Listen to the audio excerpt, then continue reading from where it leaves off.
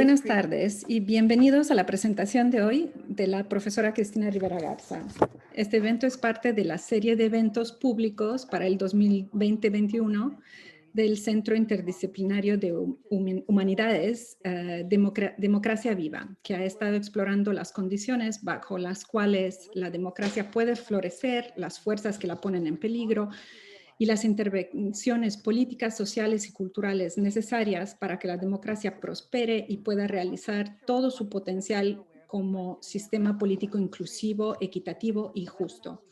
Quiero asegurarme de que los miembros del público conozcan la función de preguntas y respuestas. Desafortunadamente no pueden interactuar directamente con el orador, pero pueden enviar sus preguntas en inglés o en español en cualquier momento durante el evento y la profesora Garza las abordará después de su presentación. Además, después del evento, ustedes podrán registrarse en nuestra lista de correo para recibir una notificación cuando esté disponible. Mi nombre es Susan Derwin, soy la directora del Centro de Humanidades. Agradezco a las intérpretes la profesora Millo Ferreira y la intérprete de lengua de señas, Katie Voice. También agradecemos a los miembros del personal que coordinan nuestros programas, la directora asociada Erin Nerstad y el subdirector Adam Morrison y la artista principal Paula Schaefer. También quiero rendir mi homenaje a los ancianos y a la gente Chumash, quienes son los custodios tradicionales de esta tierra donde se encuentra el Centro de Humanidades. Y ahora es un placer para mí presentarles a la ponente, Cristina Rivera Garza. La profesora Garza recibió su licenciatura de la UNAM en México y su doctorado de la Universidad de Houston.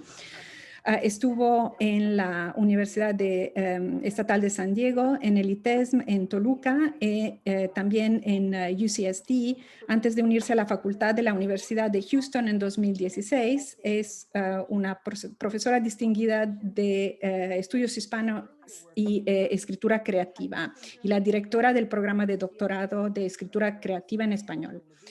Ha recibido muchas becas y premios, tanto para su ficción como sus ensayos. Sus publicaciones son varias. Las recientes son The Tiger Syndrome, traducido por nuestra profesora emérita Jill Levine y Aviva Khanna, The Iliac Crest, traducido por Sarah Booker, Autobiografía del algodón, Duelo, Despachos de un país herido, traducido por Booker también, y The Restless Dead, Necrowriting and Disappropriation, traducido por Myers. Me da mucho gusto darle nuestra bienvenida a la profesora Rivera Garza al IHC virtual para su charla Lo que podemos hacer el uno por el otro. Mil gracias. Me da un enorme placer estar entre ustedes, estar aquí en el campus de UCSB. Tengo muchos muy buenos amigos aquí en UCSB y enseñé varios cursos en el programa de veraniego aquí en UCSB.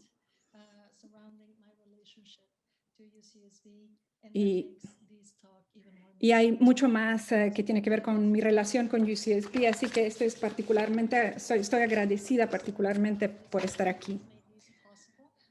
Y gracias a todos los que han hecho posible este evento.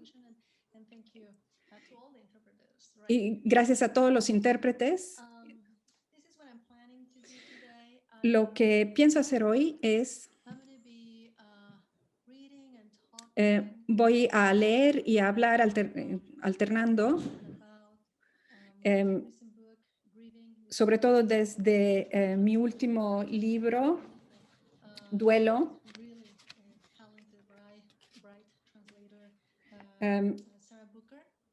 traducido al inglés por Sarah Booker, una traductora muy talentosa.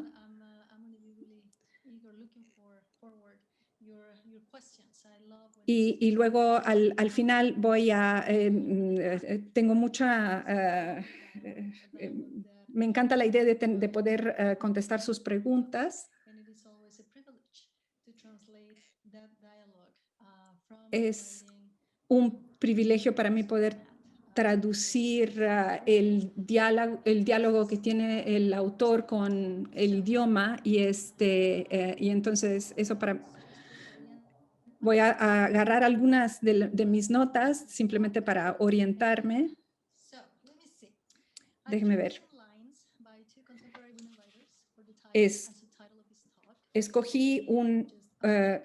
Escogí unas líneas de de unas escritoras, de Claudia Rankine, que define la soledad como lo que nosotros no podemos hacer. Y lo que nosotros podemos hacer es justamente lo que podemos hacer el uno para el otro. Y generar y reproducir la comunidad, aunque sea virtualmente, la práctica constante de las palabras en mis libros.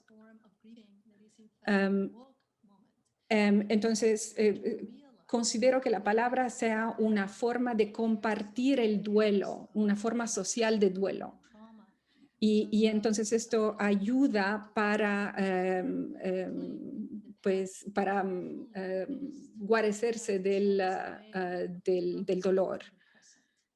Y esto es una manera de estar, una manera social de estar en el presente. Hay muchas maneras de estar despiertos y de prestar atención a lo que está ocurriendo, y eso es lo que también quiero comunicarles. Estoy convencida que la democracia es mucho más que votar. Más bien se trata de de compartir y de participar en lo que significa hacer la comunidad. Entonces, esta participación es lo que nos permite construir estas comunidades. Y quiero empezar el evento de hoy leyendo un poema que escribí hace unos años, en 2010, cuando me llamó la atención el poder que tenían las palabras de una mujer de clase obrera después de que ella perdió a sus dos hijos por la violencia en el norte de México. Y cuando ella tuvo la oportunidad de enfrentarse al presidente, al que era presidente entonces, Felipe Calderón, me llamó mucho la atención el impacto que tuvieron sus palabras. La reclamante: discúlpeme, señor presidente, pero no le doy la mano. Usted no es mi amigo. Yo no le puedo dar la bienvenida. Usted no es bienvenido. Nadie lo es. Luz María Dávila, Villas de Salvarcar, madre de Marcos y José Luis Piña Dávila, de 19 y 17 años de edad. No es justo. Mis muchachitos estaban en una fiesta y los mataron. Masacre del sábado 30 de enero en Ciudad Juárez, Chihuahua. 15 muertos. Porque aquí en Ciudad Juárez, póngase en mi lugar. Villas de Salvarcar, mi espalda, mi fulmínea paradoja. Hace 2 años que se están cometiendo asesinatos. Se están cometiendo muchas cosas. Cometer es un verbo fúlgido, un radioso vértigo, un letárgico tremor. Se están cometiendo muchas cosas y nadie hace algo. Y yo solo quiero que se haga justicia, y no solo para mis 2 niños. Los difuntos remordidos, los fulmíneos masacrados, los fúlgidos perdidos. Sino para todos, justicia. Encarar espetar, reclamar, echar en cara, demandar, exigir, requerir, reivindicar. No me diga, por supuesto, haga algo. Si a usted le hubieran matado a un hijo, usted debajo de las piedras buscaba al asesino. Debajo de las piedras, debajo de las piedras, debajo de... Pero como yo no tengo los recursos, limosnas para las aves, mis huesos, mi carne, de tu carne, mi carne. Póngase en mi lugar, póngase mis zapatos, mis uñas, mi calosfríos estelar. No los puedo buscar porque no tengo recursos. Tengo muertos a mis 2 hijos. Viactor, entierro a cielo abierto, que significa literalmente dar limosnas a los pájaros. Tengo mi espalda, mi lágrima, mi martillo. No tengo justicia. Pónganse en su sitio, Villa de Salvarcar, ahí donde mataron a mis 2 hijos. Usted no es mi amigo. Esta es la mano que no le doy. Póngase, señor presidente, en su lugar. Le doy mi espalda, mi sed le doy, mi calosfrío ignoto, mi remordida ternura, mis fúlgidas aves, mis muertos. Y la mujer bajita del suéter azul salió del salón limpiándose las lágrimas.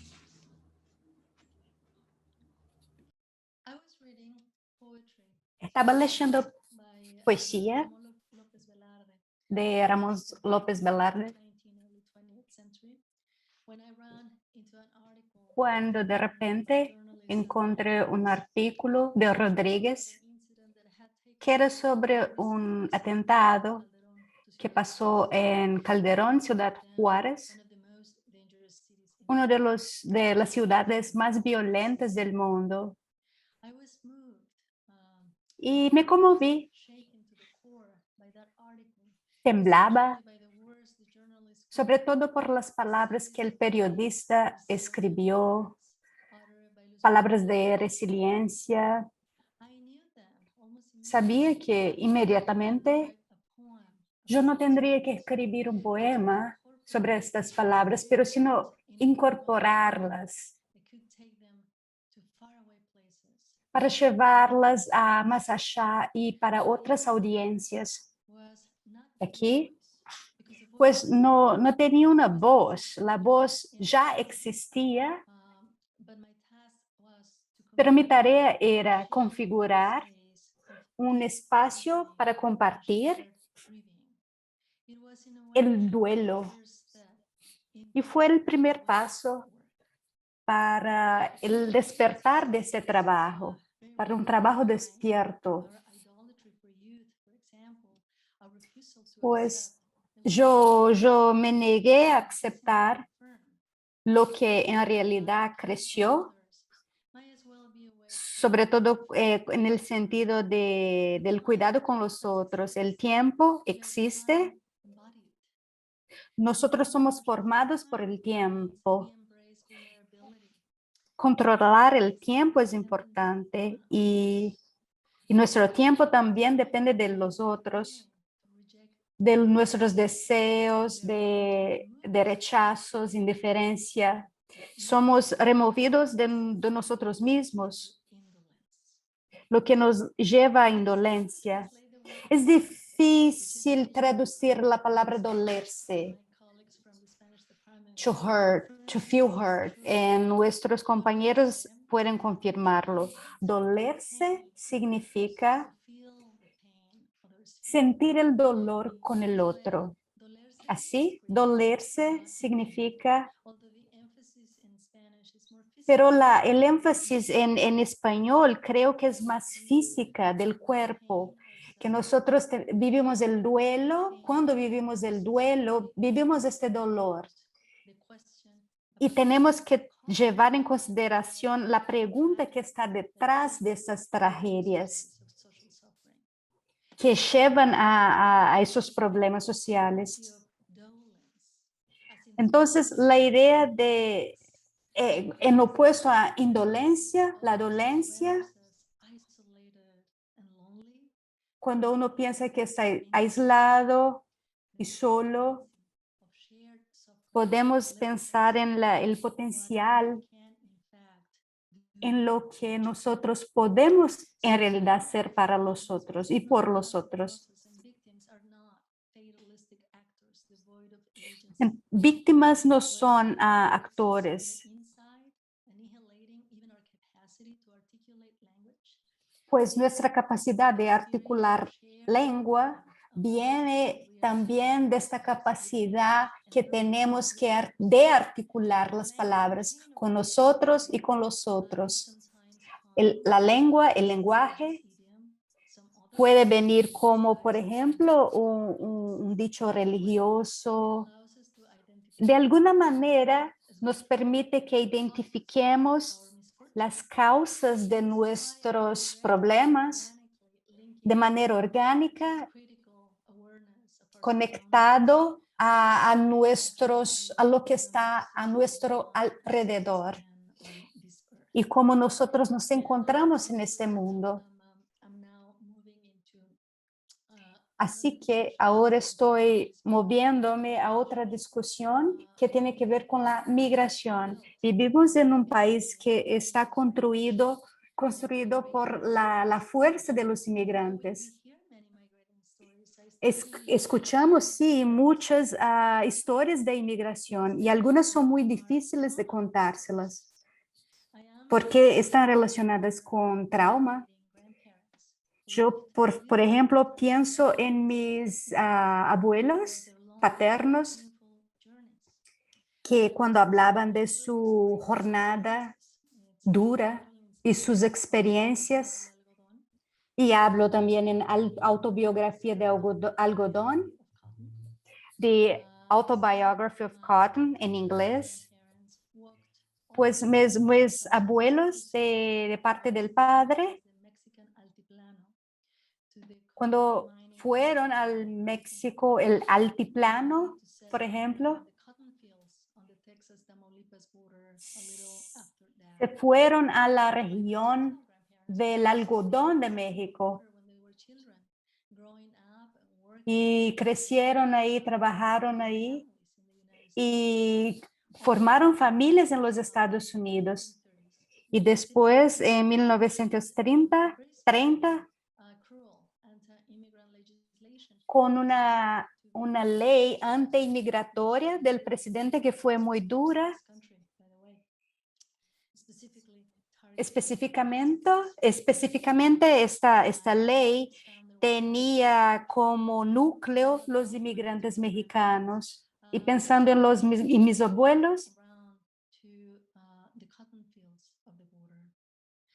pues se quedaron en los campos de algodón ahí en la frontera. Y encuentro también otras narrativas, por ejemplo, de Lina Meruanen, una querida que escribió sobre la frontera. Escribió un libro, Volver Palestina, y escribí Volverse Palestina es el título. Así que escribí una de las partes relacionadas con una charla en la que desarrollé con las palabras de ella y incorporaría así la historia de inmigración de mis padres.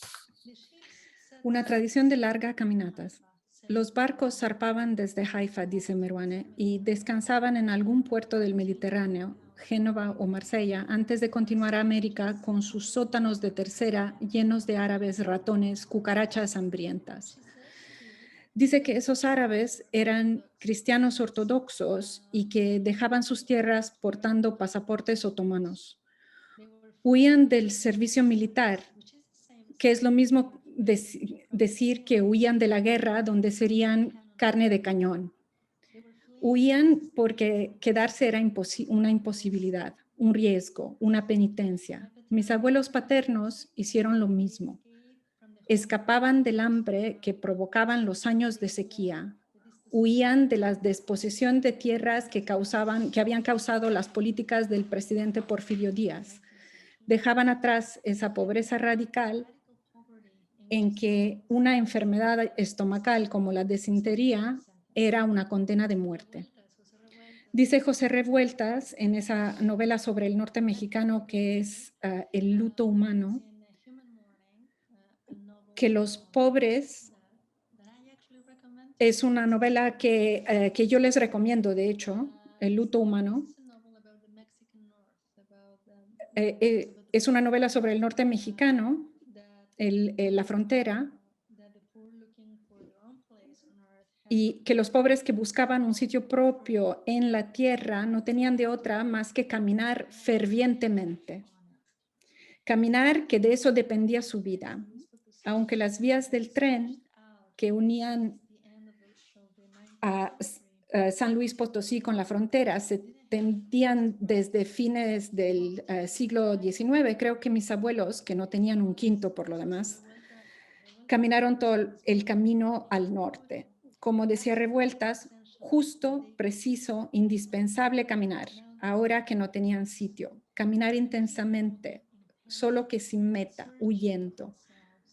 Pero con todo, caminar, buscarse, porque aun cuando fueran derrotados, algo les decía muy dentro, sin que oyeran nada, que la salvación existía. Otra autora, Gloria Anzaldúa, otra habitante de la frontera entre Texas y Tamaulipas, no deja de recordarnos tampoco que hay entre nosotros una larga tradición de migración, una tradición de largas caminatas. Siempre hay alguien que ha emigrado antes. Eso es lo que estoy intentando decir. Cuando creemos que nos hemos embarcado en este viaje sin retorno, este desplazamiento que se subdivide y multiplica en muchos más, en realidad estamos encajando las plantas de nuestros pies en las pisadas que otros han dejado atrás. No hay tabula rasa. Somos tan solo huéspedes en la superficie de una tierra en que vivimos en común.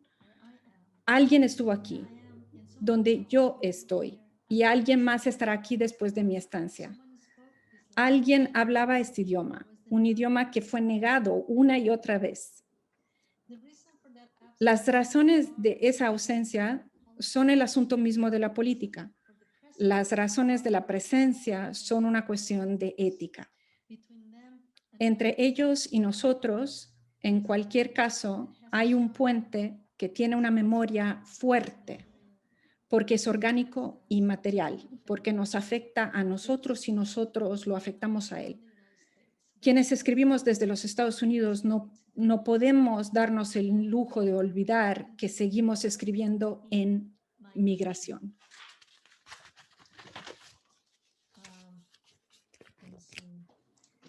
Déjenme ver. Quisiera continuar con otro tema importante ahora. Nosotros hemos experimentado la pérdida recientemente. Muchos de nosotros conocían a alguien que se ha muerto, quizás uno de nuestros padres, un primo, por lo del COVID-19.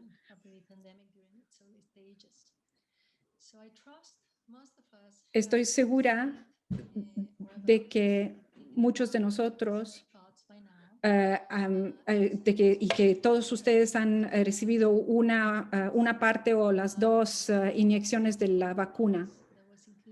Y también escribió otra pieza que se incluyó en este libro. El título de esta pieza es El verbo tocar, que Sarah Booker tradujo como Touching is a Verb. Es un ensayo bastante largo, pero les voy a leer nada más una sección del último capítulo. porque yo, como muchos de ustedes, tengo bastante sospecha.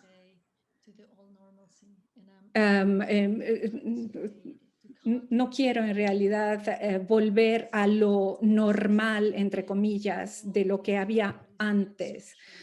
Y nos hemos dado todos cuenta de las inigualdades y de los problemas estructurales que existen. Como una gran imagen de rayos X, la desaceleración que ha traído la pandemia deja ver o incluso agranda lo que ha estado allí, un sistema económico guiado por la ganancia a expensa de todo lo demás y un estado sin entrañas, es decir, un estado para el que los cuerpos no son materia de cuidado, sino que de mera extracción. Lo peor que nos podría pasar, argumentaba convincentemente Arundhati Roy, es regresar a esa normalidad salvaje. Y yo añado, a ese mundo inmisericorde que, preso del hechizo malvado de la incorporeidad, es incapaz de reconocer los lazos de reciprocidad que nos unen a los otros y a la tierra, la conciencia inescapable de una cercanía material con los otros viene mezclada con angustia y desasosiego, pero también con potencialidad. Eso nos dice claramente la vida cuando se impone a la pandemia. ¿Será posible entonces, desde toda esta experiencia con la enfermedad, derrocar de una vez por todas esa normalidad desentrañada y participar al mismo tiempo en el surgimiento de un estado con entrañas? En otras palabras, ¿cómo nos las arreglamos para exigir que el Estado cumpla con su responsabilidad de proteger la salud de la población mientras simultáneamente producimos relaciones entrañables, es decir, modos de afecto y conexión que partan de la amplia admisión de que somos cuerpos y precisamos y podemos brindar cuidado? Me queda claro que, al menos en Estados Unidos, esta lucha inicia y está íntimamente ligada a la ausencia de un sistema de salud pública que, por no existir, ha sentenciado a una muerte cierta y cotidiana a un gran número de trabajadores, especialmente aquellos que, siendo esenciales, y ahora la pandemia también ha confirmado este estatus, continúan siendo considerados como ilegales y por este gobierno incompetente y genocida. En este sentido, la lucha por un sistema de salud pública y la lucha por una reforma migratoria en realidad son la misma lucha. Ambas están centradas primero en la admisión básica de que somos cuerpos y consecuentemente en el hecho también básico de que en tanto cuerpos dependemos los unos de los otros en contextos ecológicos gravemente alterados. La medida macro exigida por la salud pública que le corresponde al Estado no se contraponen y más bien complementan las medidas minúsculas, cotidianas, de trabajo en conjunto, de las que depende la dañina alianza del Estado y la corporación llegue a su fin. La pandemia, que nos ha ayudado a ver claramente el talante descarnado de nuestro tiempo, no creará por sí misma las relaciones entrañables, acuerpadas con otros, en conexión material con nuestras comunidades, que bien podrían cimentar una realidad otra. Haríamos bien en atender las preguntas a las que combina la rematerialización y que la rematerialización vuelve inescapables. De sus respuestas depende el inicio del fin de la indolencia y eso es algo para mí. Quizás pueda parecer demasiado optimista, pero estamos encarando esta realidad todos juntos y esto es la razón porque también quiero empezar esta conversación con estas lecturas.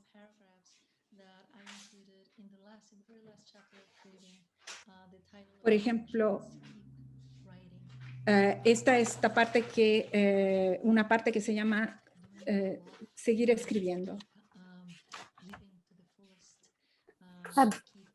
vivir a nuestro potencial y viviendo y cuidando de los otros, porque nosotros nos volvemos sociales en el lenguaje. Mi yo de ti, tú, mío de mí, nuestros ustedes de ellos. Porque la escritura, por ser escritura, invita a considerar la posibilidad de que el mundo puede ser de hecho distinto, porque el mecanismo secreto del texto es la imaginación, porque aquí la imaginación es el nombre de la crítica y el otro nombre de la subversión, porque el que escribe no se adaptará jamás. Porque las cosas a lo mejor se ponen más cerca de lo que parecen. Es desde el artefacto rectangular que es que libro nos comunicamos con nuestros muertos y todos los muertos son nuestros muertos. Para siempre los nombres de Marco y José Luis Piña Dávila, Ciudad Juárez, Chihuahua, el 30 de enero de 2010. Porque al final de cada línea hay un abismo por la que vale la pena despeñarse o lanzarse o desaparecer.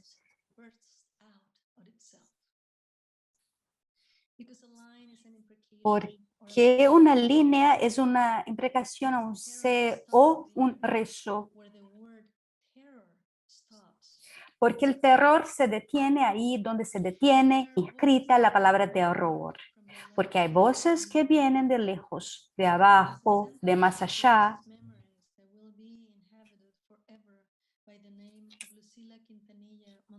Porque la oración produce la memoria donde habitará para siempre el nombre de Lucila Quintanilla, Monterrey, Nuevo León, el 6 de octubre de 2010. Porque se necesitan palabras para decir, yo no le doy la mano, señor presidente, yo no le doy la bienvenida. ¿Por qué? Es solo a través de la escritura que se funde el aquí, porque el ahora. Porque mientras la violencia invade y adquiere formas inauditas, la lengua contemporánea tiene una dificultad para darle nombres plausibles. Martín y Brian Almanza, Nuevo Laredo, Reynosa, Matamoros, el abril de 2010.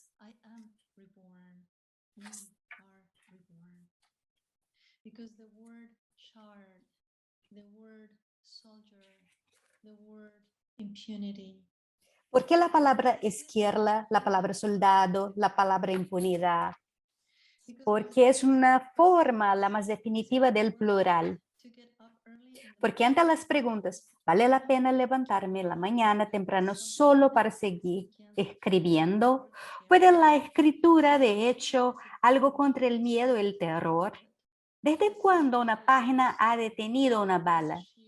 ¿Ha utilizado alguien un libro como escudo sobre el pecho, justo sobre el corazón?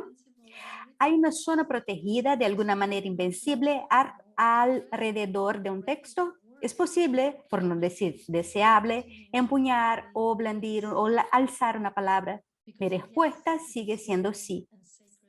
Porque sí es una palabra diminuta y sagrada y salvaje al mismo tiempo.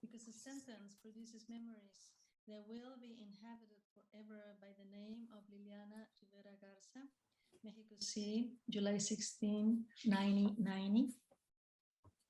Because I do not forget, because I will not forget. Porque no me olvido, no voy a olvidar, porque no olvidaremos.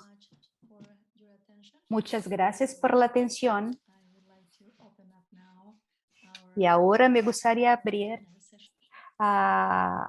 y empezar nuestros momentos para preguntas y respuestas.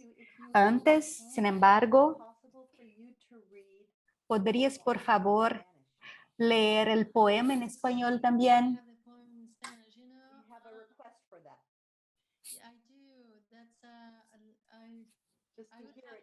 Alguien nos ha pedido y queríamos escucharlo de ti, de tu voz.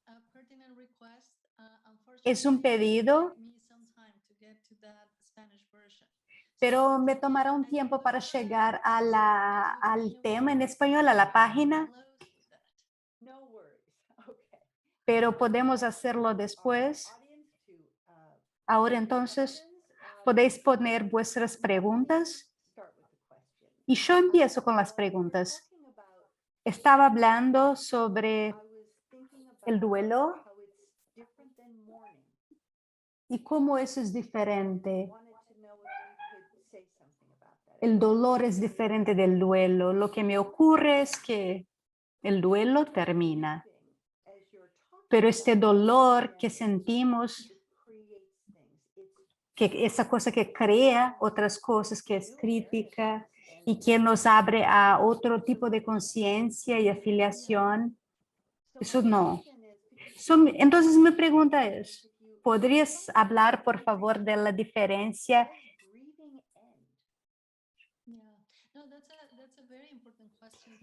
Por ejemplo, si esa aflicción y este apenar termina como el duelo o no. Pues es complicado simplemente traducir las palabras. Duelo, por ejemplo, grieving no sería la traducción directa. Pues la gente usa la palabra duelo, pero a lo mejor no es la mejor palabra. Por ejemplo, la definición de este dolor compartido nos viene en línea con lo que tú estás diciendo. Este concepto de Christina Sharp, en que ella exploró el tema, fue muy importante para mí. ¿Por qué? Creo que en este momento de aflicción y apenar y pena, podría sí pasar, pero involucra la producción de conexiones a la comunidad también. Es también un proceso de, mientras intento hablar del tema en las crónicas, poemas, ensayos, yo también pienso que conscientemente nosotros nos movemos y al hacerlo es una manera para mí de conectarnos con el mundo. Y para hacerlo tendremos que tener ganas de ir a esta experiencia extrema que es el dolor. Entonces, muchas de las diferentes maneras en las que nosotros sufrimos son temas que hablamos aquí. Hablamos de la economía, del gobierno y muchas otras maneras de dolor social compartido en la sociedad y del momento de crisis en México y que siempre regresamos al tema de la lucha en contra de las drogas, lo que afecta de verdad a millares de familias.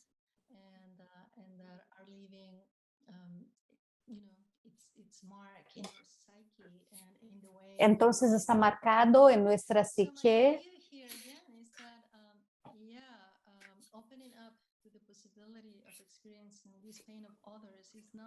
Y abrirse a la posibilidad de experimentar el dolor de otros no es una forma de fatalismo, sino que y no de pensar como víctimas, como personajes pasivos, sino que el opuesto. En ese sentido, el dolor es generativo. nos permite, el dolor y la pérdida nos permiten crear una explicación y compartirla con otros, el poder y vislumbrar un tipo de futuro diferente. Tu discusión y los comentarios que hiciste a propósito de la vulnerabilidad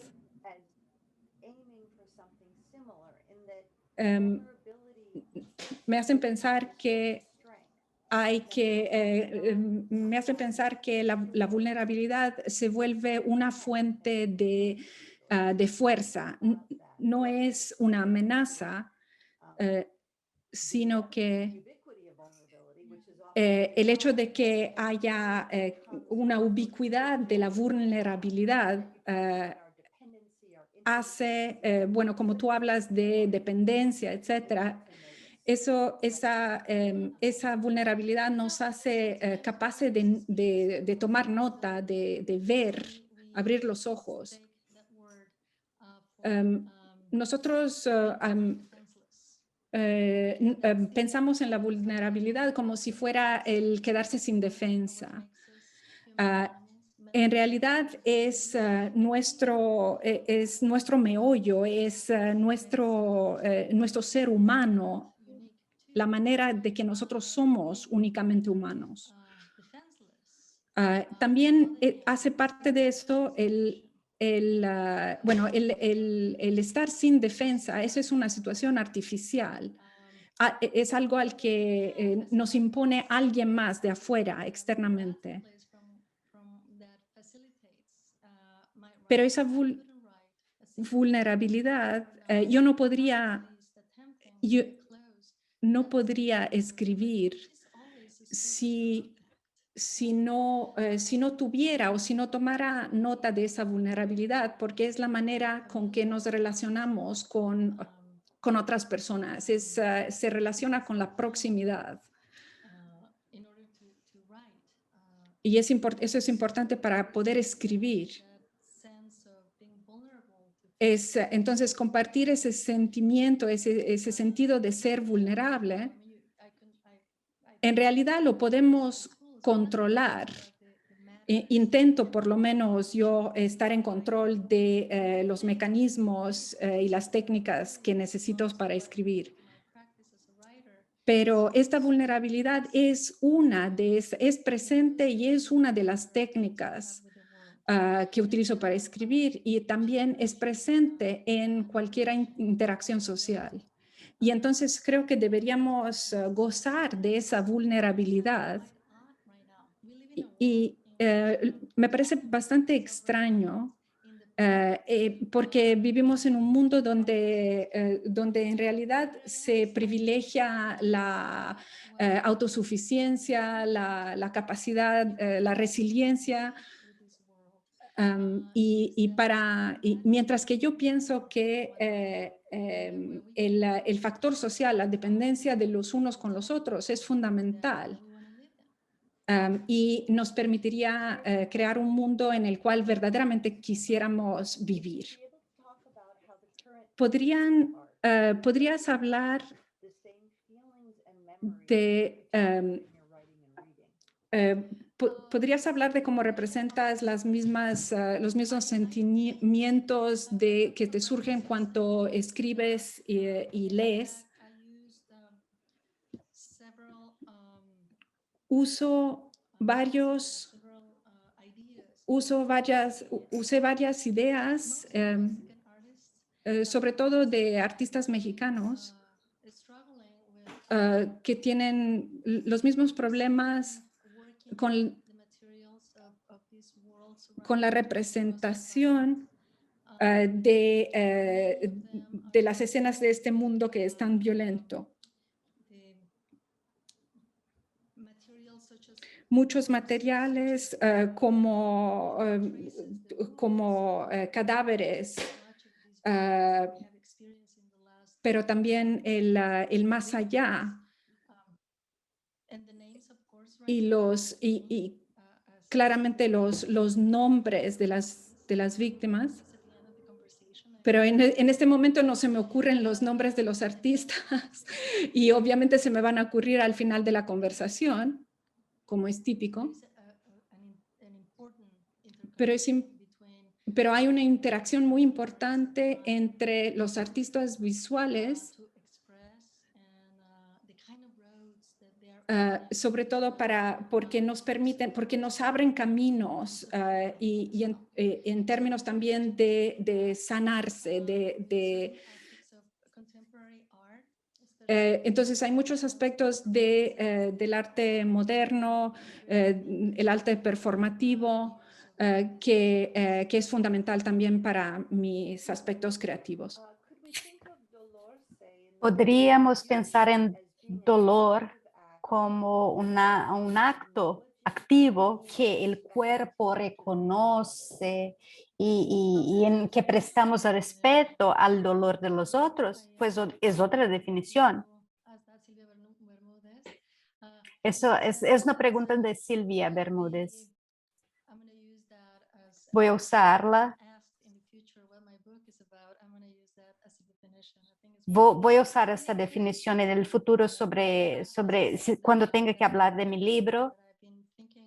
He pensado mucho sobre el tema de reconocer nuestra presencia y la de los otros. Y mientras lo hacemos, también podríamos respetar la experiencia. Se ha dicho que nosotros no podemos comprender la complejidad de manera completa del otro. Hay siempre algo que se escapa. Y creo que el dolor es una experiencia de estas extremas en que no podemos captar y no deberíamos de ninguna manera, de diferentes maneras.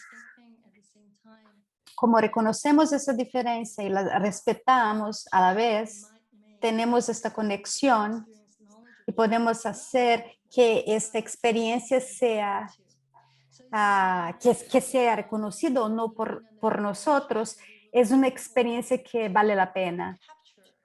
Así podríamos de alguna manera capturar la experiencia del otro, pero tendríamos que hacer un esfuerzo que tiene que ver con el tema de la empatía para intentar conectar esta diferencia, pasar por ese espacio de diferencia que nos conecta. Y cómo este tipo de dolor se puede usarla en casos de violencia para un futuro más alternativo,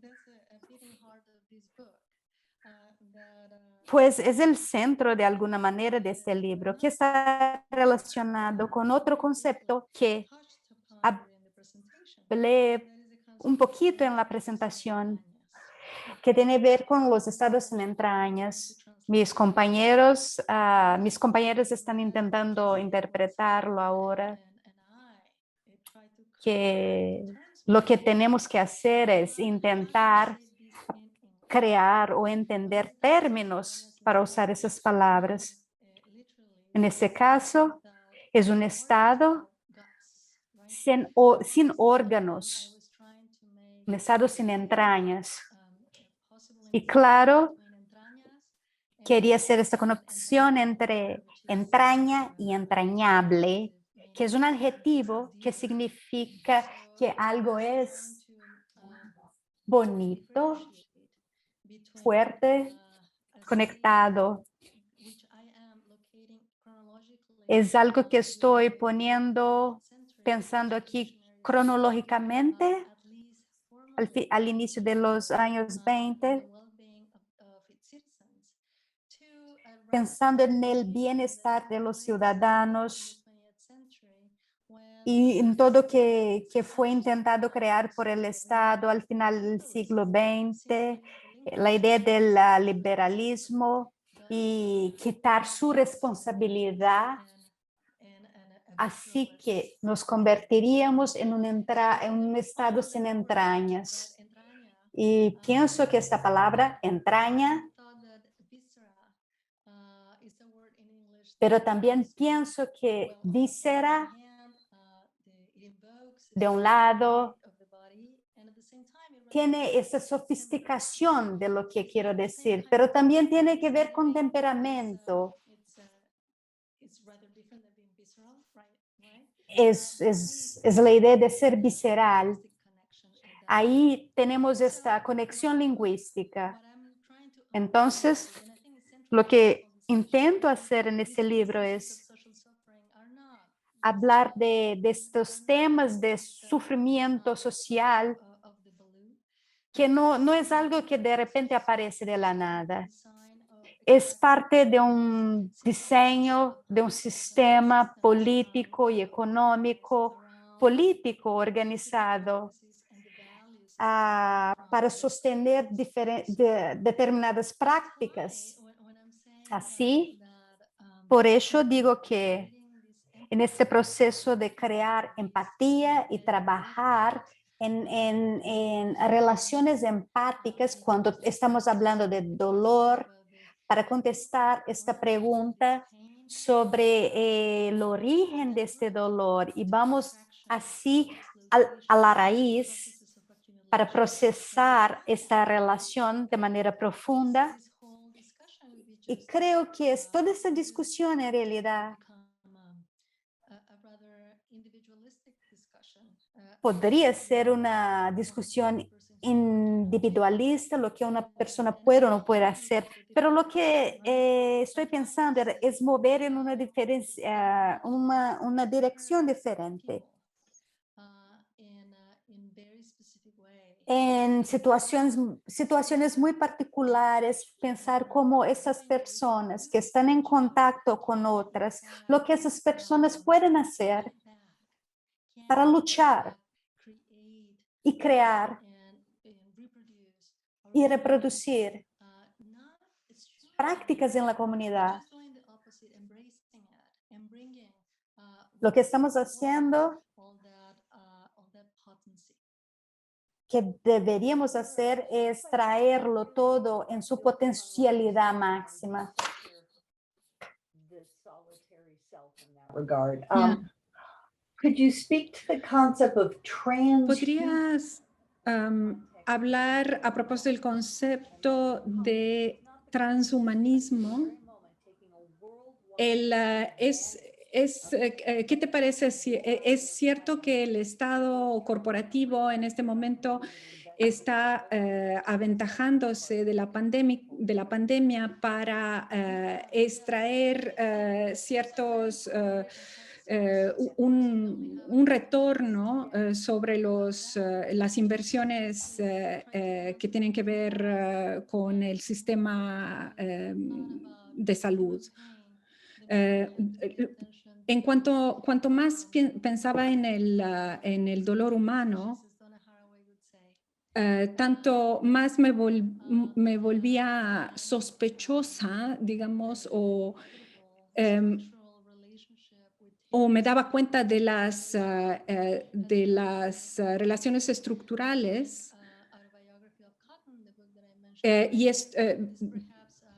En la autobiografía del algodón, en este caso se podría seguir ese tema que está relacionado a su vez con un experimento en los años 30 y 40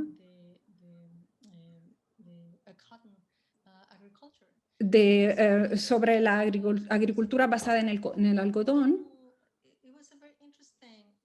pero era un proyecto bastante interesante porque por un lado produjo, lo del algodón produjo evidentemente ganancia y una movilidad de la población, y en este sentido podría ser un ejemplo, pero por otro lado, la manera en que se desarrolló con las monoculturas en realidad alteró completamente la ecología de la región. Entonces, es típico que produce ganancias a corto plazo, pero un desastre ecológico a largo plazo. Y eso es como nosotros abrimos en realidad las puertas a la violencia causadas por las drogas. Es importante darse cuenta de que nuestra presencia en este mundo es breve y limitada. Y que no estamos solos en este mundo, más bien estamos relacionados con otros seres humanos.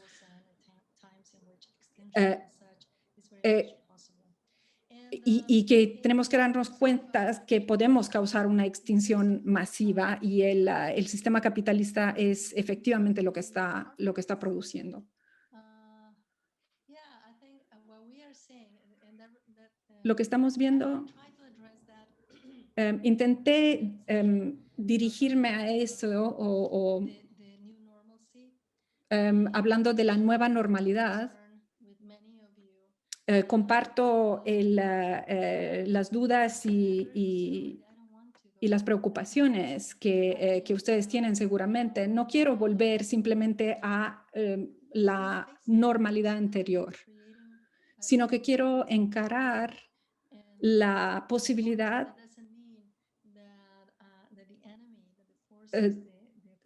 de otro tipo de convivencia, pero eso no quiere decir que los poderes económicos y políticos no vayan a luchar en contra de una posibilidad de un mundo distinto que podamos construir. Y eso es la razón por la cual en este momento sería una buena idea retomar algo que publiqué hace unos 10 años, porque ahora se me hizo importante publicar parte de estas escrituras, composiciones que había creado hace 10 años, pero ahora era muy interesante poderlas traducir al inglés.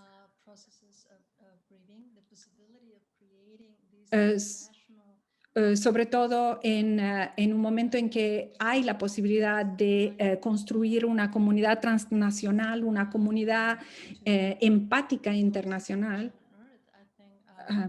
Y simplemente por eso se me hizo importante hacerlo ahora. De esta manera, de la manera en que yo lo veo, es mi contributo a esa conversación. Esas palpitaciones, esas visiones que a lo mejor podríamos trabajar juntos. Por lo menos es una invitación.